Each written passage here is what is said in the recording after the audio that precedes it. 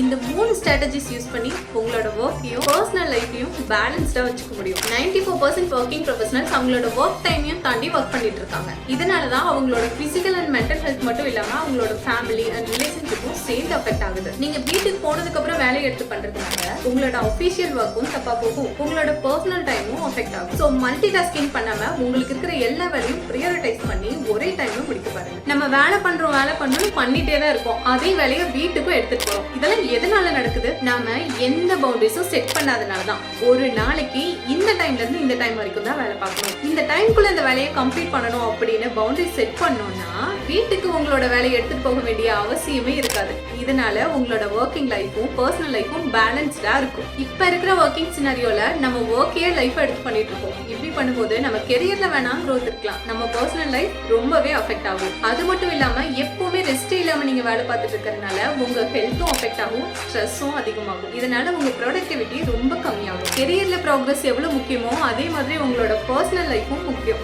இந்த மாதிரி ஒர்க்கையும் பர்சனல் லைஃபையும் நீங்க பேலன்ஸ்டா வச்சுக்கிறதுனால உங்களோட growth அஃபெக்ட் ஆகும்னு நினைச்சீங்கன்னா அது தப்பு. உங்களோட ப்ரொடக்டிவிட்டி தான் இன்க்ரீஸ் ஆகும்.